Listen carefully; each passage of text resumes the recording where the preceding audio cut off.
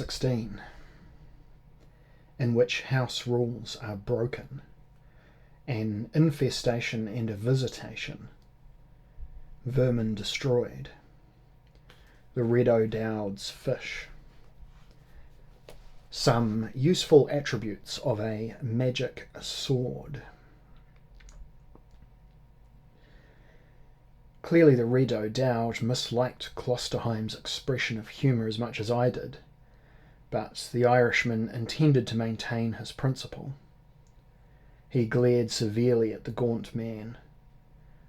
"I welcome good customers, but I'm dreadful weary of conflict, so I'll thank you all to remember your breeding in my house."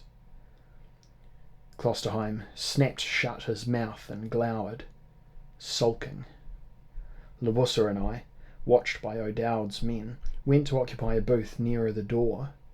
The men's expressions were mild and neutral, more from a habit of composure, I would guess, than from natural disposition.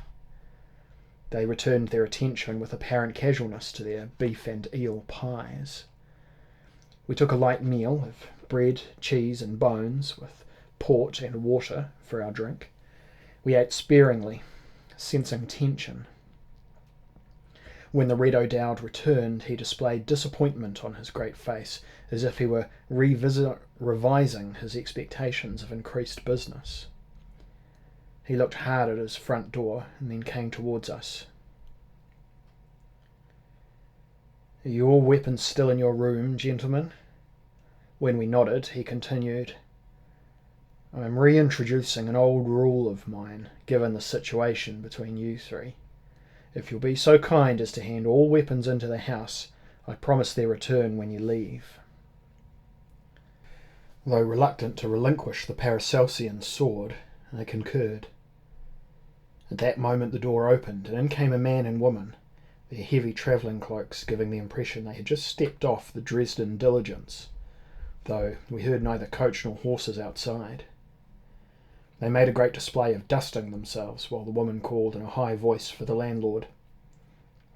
O'Dowd, frowning, still strode forward. "I'm he. Welcome to the friend indeed." I was trying for a glimpse of a face within one of those hoods, but without success. I chewed the meat from my last bone and placed it on the trencher with the others.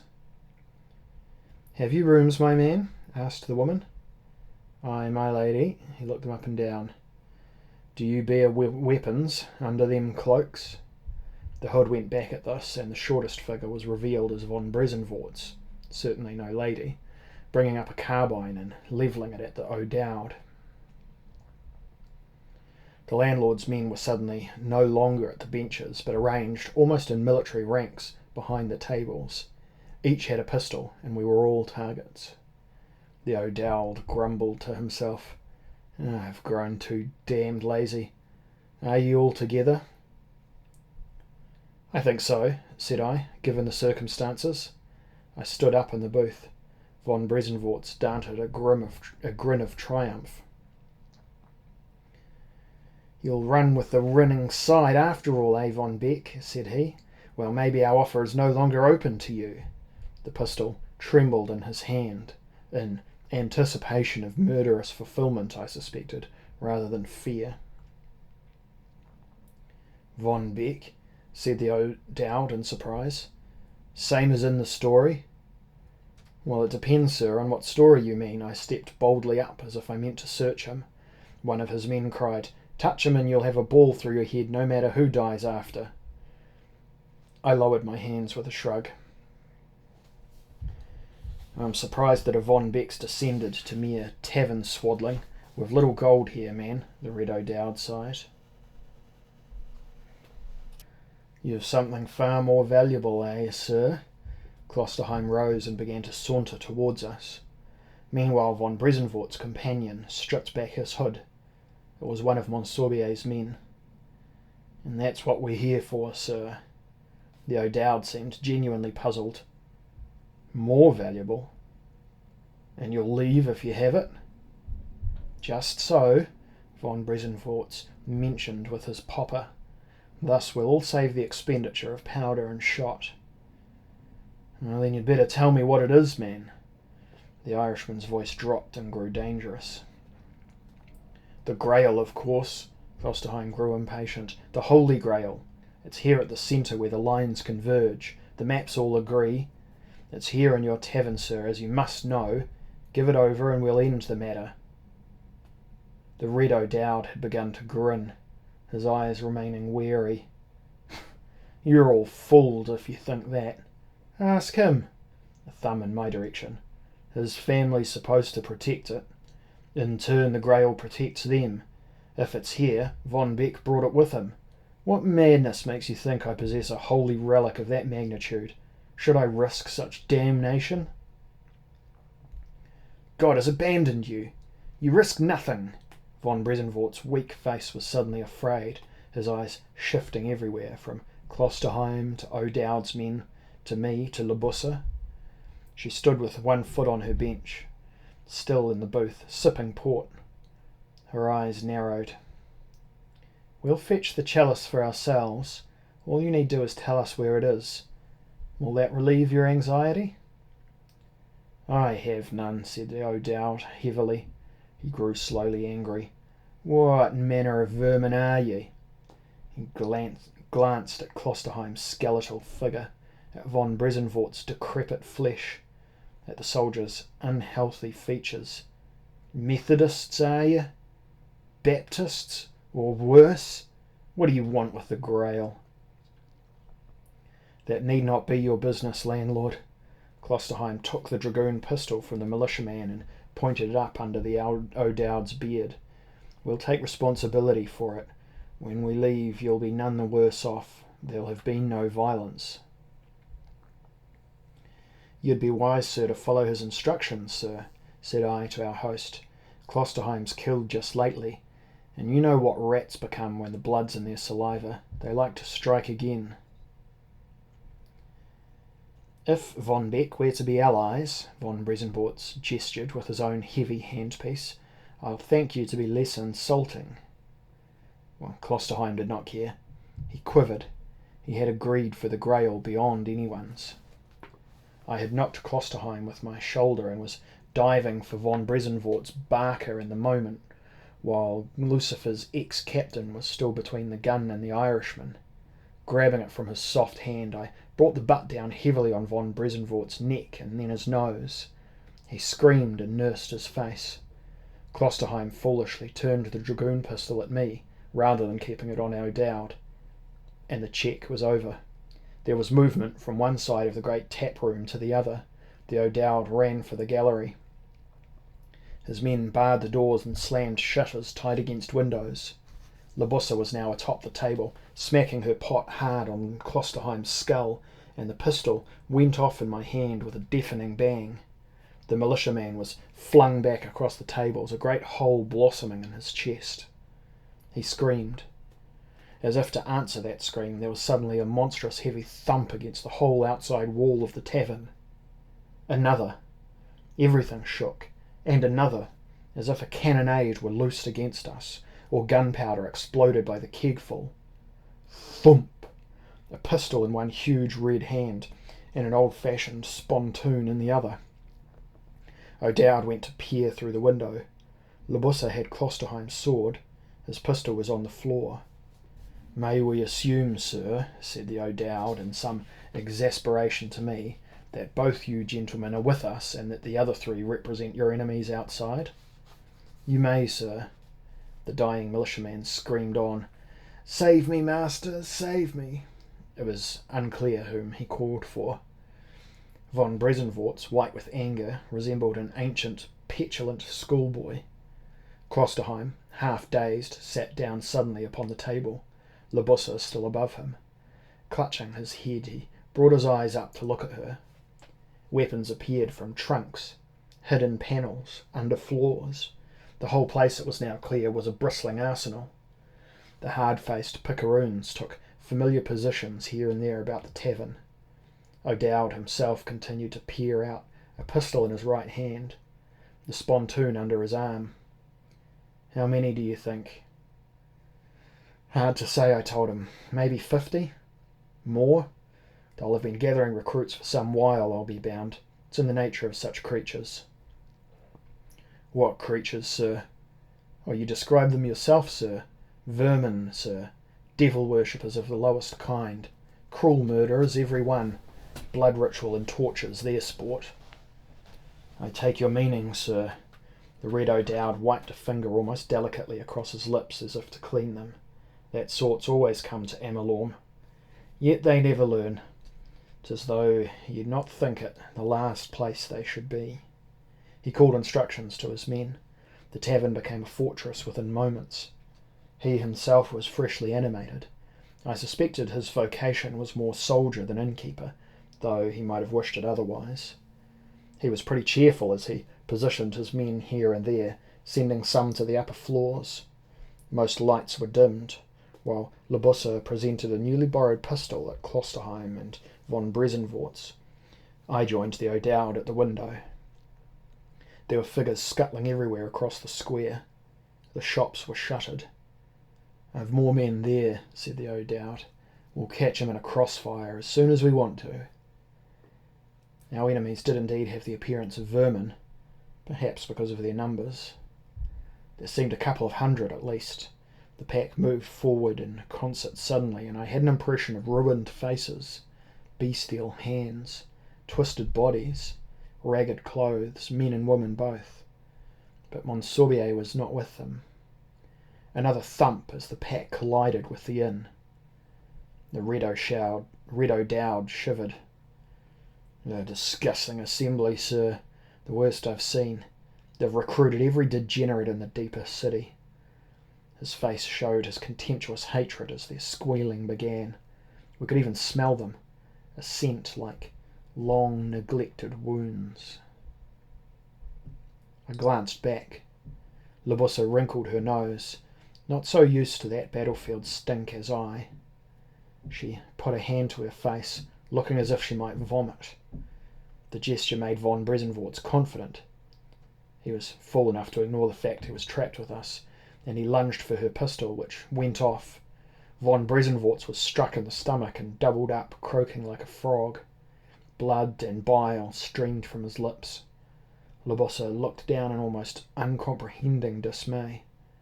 Klosterheim shifted his foot so that the stuff should not strike his boot, but otherwise made no move. He was aware his position was dangerous. Von Bresenvort's tried to speak through the filth in his mouth. His eyes rolled up into his head. His features writhed. "See if he carried powder and shot on him," said I to her, "and then reload your pistol." This rallied her as I'd seen no woman rally before.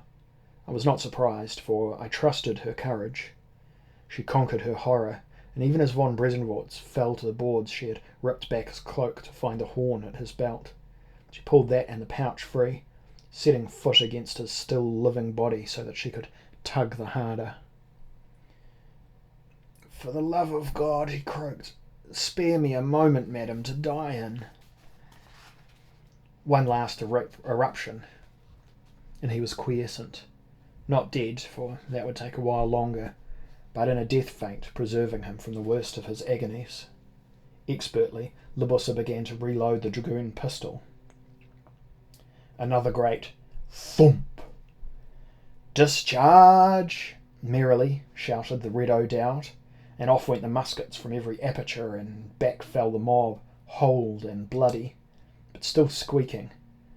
I had seen nothing like it before, even amongst the crazed Indians of the Americas who chewed some kind of root prior to battle, thus becoming unaware of pain or fear, uncomprehending even of their own deaths. Another volley. More fell to the cobbled street around the horse trough. Then from the opposite side came a further rattling of musketry. Down went some more. They turned as a mass and began to run at the source of this fresh annoyance. And there came a second wave of leaden balls to smash them to the ground. At that rate, thought I, there would be no real work left to do. Monsorbier was a fool to think he could succeed in such an attack. Those people were almost all unarmed, save for a few butcher's knives, flenchers and clubs. "Discharge!" cried the grinning O'Dowd. "They shall not deceive an old soldier so easy, sir," he said to me. He chuckled. I've been at this for 20 years and learned every weakness of my own defences and covered 'em. They'll be on the roof, no doubt, and this simply a diversion. Well, I've plenty to greet 'em when they've made the climb." Off went the muskets again, and down went the vermin, and soon I heard terrible cries from above. In ones and twos, and then in threes and fours, flaming figures dropped into the street. The Red O'Dowd regarded them with an expression of deep satisfaction, much as a craftsman might look upon a finished artefact. And then there came a sound from underfoot. Still the Red O'Dowd was unperturbed. Klosterheim glanced down, his expression mysteriously knowing. Had they mined their way in? Were there tunnels? "Sewers, sir," said the O'Dowd. "A warren of 'em. There's a junction of some kind down there, because of our spring and the rats, I'd guess. So they all think they can strike from there, and I'm surprised they got so far. There must be scores of them." "You had men waiting?" "Not men, sir. Oh, no." He winked at me, turning his head to look once more out of the window. He pursed his lips, stroking his red beard, half smiling as corpses piled one upon the other in blazing bodies, arms still waving, plummeting on top of those. It was grisly. It was essentially a massacre, but it was of their own doing. The O'Dowd sighed. "This reminds me of Culloden, sir. Were you ever there?" "Well, you mistake me for an older man, sir. That was in 45. Well, I cannot believe you witnessed the battle either." "I heard it from my father. My brother joined what he saw as the Catholic cause, the Stuart cause. He was with Bonnie Prince Charlie when all those poor boys were mown down. He did not run at the guns as they did. There was no point in it, he said. Charlie was drunk, insensible, my father said. Half the time he looked the wrong way. He had to be propped back on his horse, wig all askew, fingers seeking the brandy kept in a great flask on his pommel.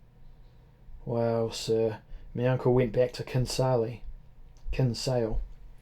He said he would rather starve in the famine than be harvested like corn."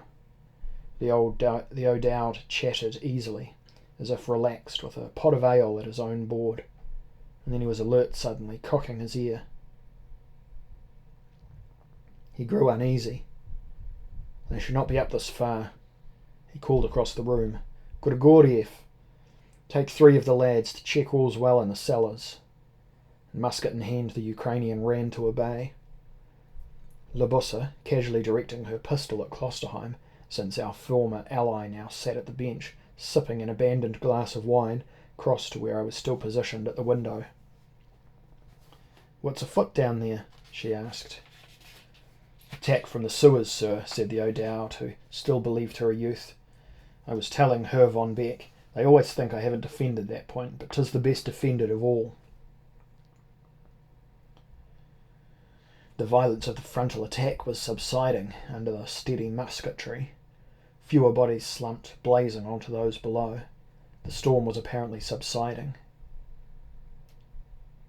Then Grigoriev came bursting up, face wild with astonishment. "They've breached the ale store, the wall's giving way." "Impossible!" cried the Red O'Dowd. "Ah, I'm an idiot for being so complacent. This is what brings good men down, and empires both." He ran for the stairs to the cellars, and I ran with him. But he was ahead of me by a good few yards, and had turned in the torchlight, coming back, face grim and pale, to bellow for reinforcements. "Send half the lads to me here." "Is it bad?" asked I. "Bad as can be, sir.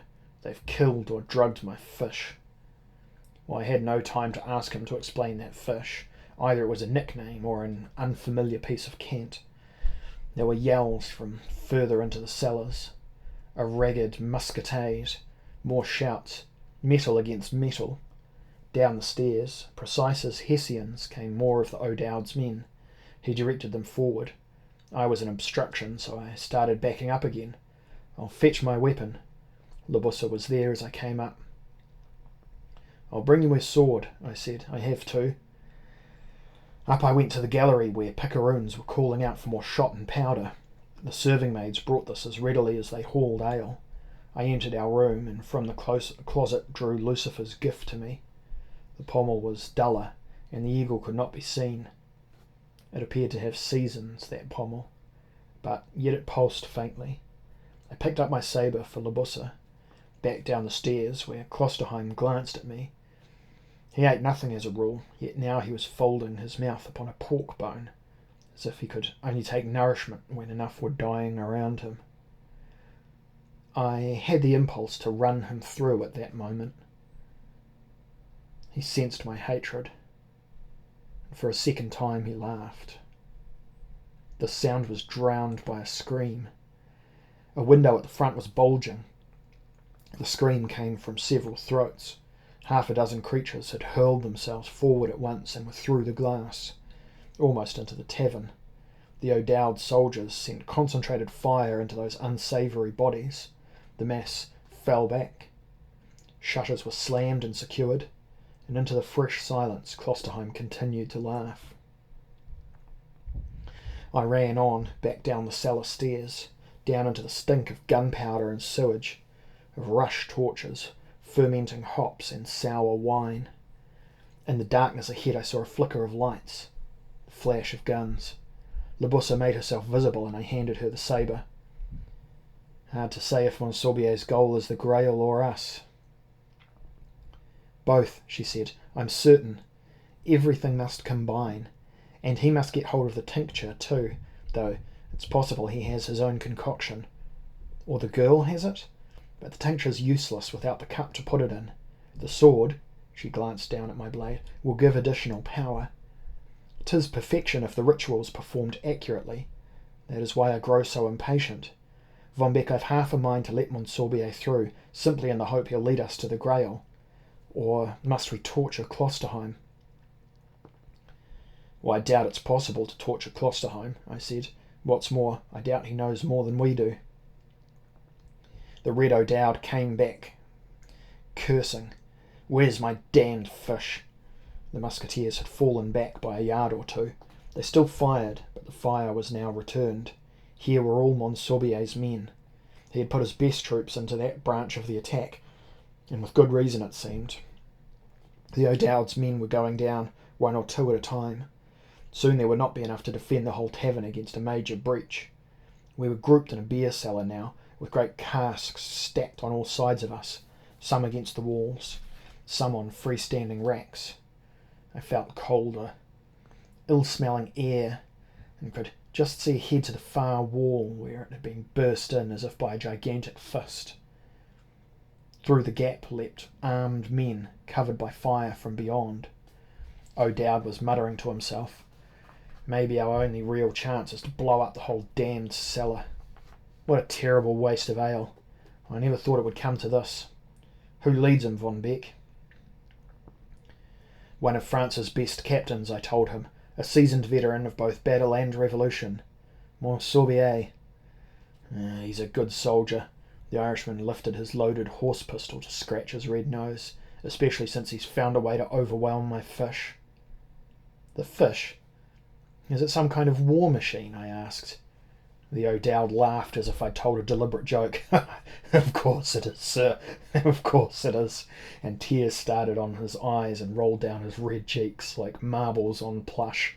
You've a keen wit, sir. Well, I could only wish the jest were intentional. I was still none the wiser for the matter of his fish. More muskets barked. More accurate retaliation came. They had stalemate, it seemed. And then a voice called out from within, and I saw a great white kerchief waving on a sword. "Parlez!" cried Monsorbier. "Parlez, sir!" "What the devil have you done with my fish, sir?" called back the Red O'Dowd. "He'll furnish the victory feast now, sir." Monsorbier was elated. That storming and breaching was as much to his taste as it was to the O'Dowd's. I saw him now in the torchlight, his black coat buttoned across his chest, his bicorn side on, a tricolore cockade freshly sported, a revolutionary sash about his waist. He seemed to have restored himself as Klosterheim had not. He lifted a sabre to his smiling face in salute, and the white flag was waved again, Parley with us, sir, I beg. All we ask is your cup." "Cup!" exclaimed O'Dowd in some annoyance. "That damned cup again. Von Beck, will you tell him I have no damned cup?" "The Red O'Dowd has no damned cup," cried I. "Yeah, apart from the pots and tankards in my tap room," added the Irishman, shouting louder than myself. Monsorbier was remorseless. "Give it up, sir, and we'll retire. Let Von Beck and his companions bring it to us. They'll be hostages for the rest of you." "Well, he wants you now, Von Beck." The Red O'Dowd winked. "They must feel they have a strong position. Don't they think I'd know if I had charge of the Holy Grail? Eh, Von Beck?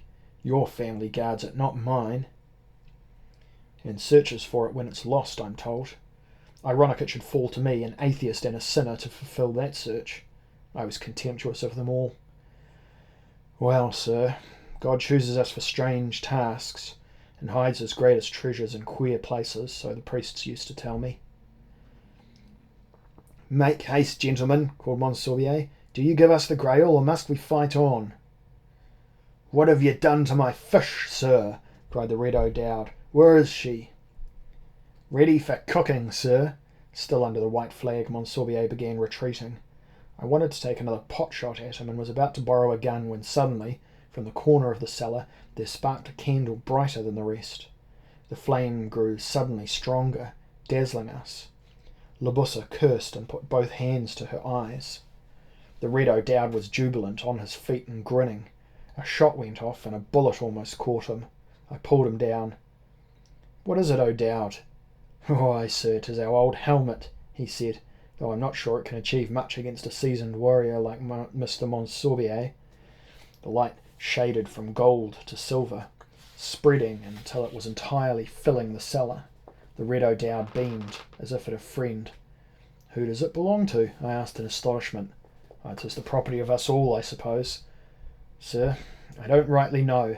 It is just our old helmet. Does it not make you feel peaceful, sir, and full of joy?" I could now just detect the source of the light from a high shelf above the barrels. It was apparently, as O'Dowd had said, no more than a simple helmet, of the sort the French called chapelle de fer. This one of steel studded with brass, an ordinary enough war hat, like an upturned porringer. Now Libussa started forward, her eyes shining. "Well, surely you recognise it, Von Beck?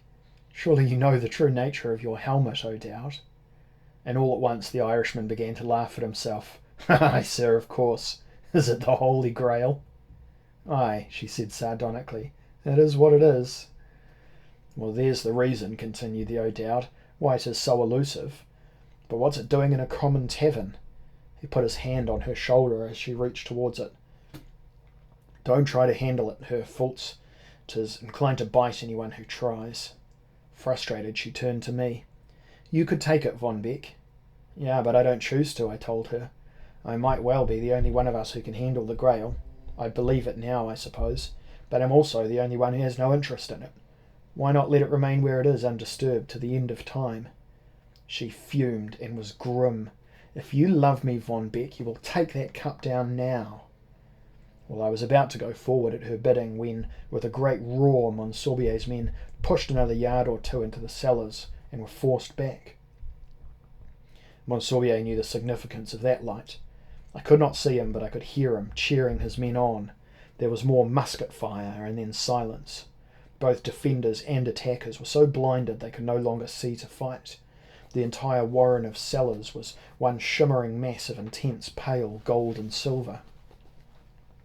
The silence was such it almost formed a sound of its own, perhaps a sound from within ourselves. There were no human voices. Nobody moved. And then suddenly the light was gone. The Red O'Dowd, quick to take his advantage, for he alone knew the properties of his helmet, cried, "Forward!" and all our own people charged as they fired. I saw Monsorbier's white face. I saw him fall back from the pile of rubble he had been standing on. His militiamen were running. I could hear their boots striking the water of the sewers, heard them splashing and wading, and Monsorbier's angry shout, "It cannot harm you! 'Tis what we came for!"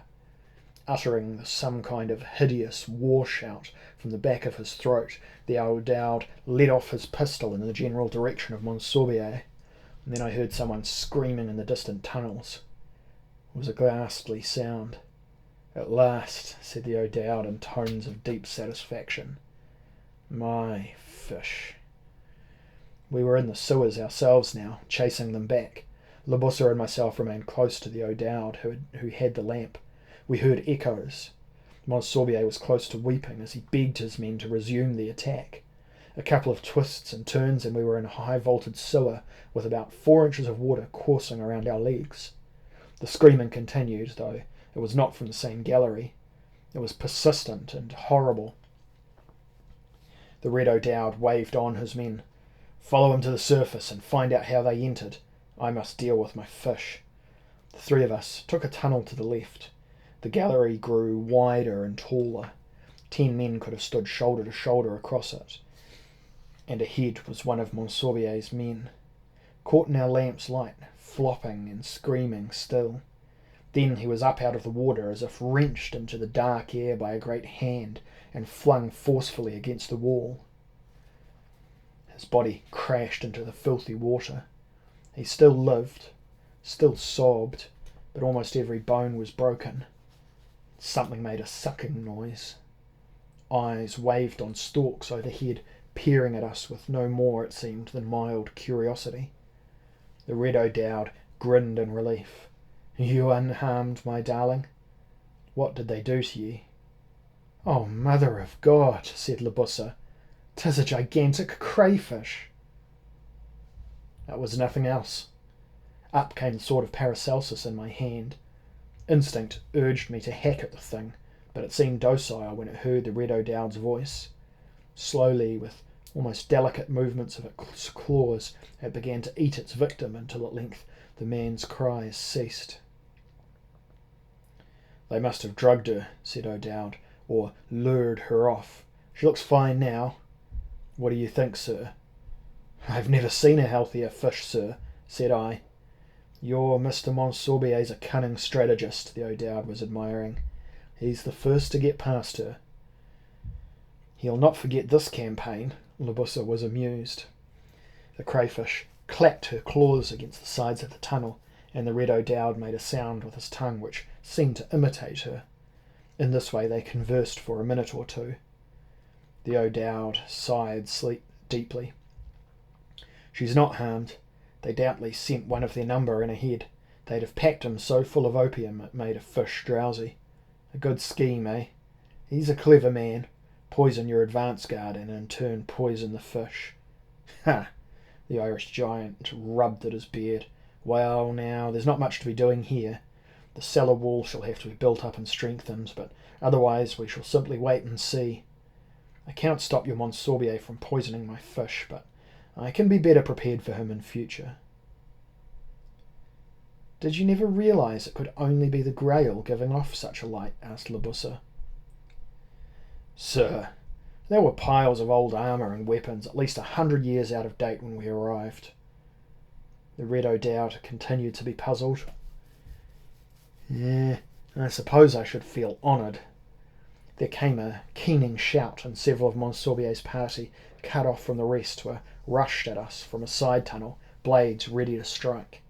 To defend myself I raised the sword of Paracelsus, hearing the battering of the eagle's wings within the globe. I parried and thrust two-handed. So fast it seemed to me the sword itself did the lion's share of the work, and when it was done there was more fresh meat for the crayfish.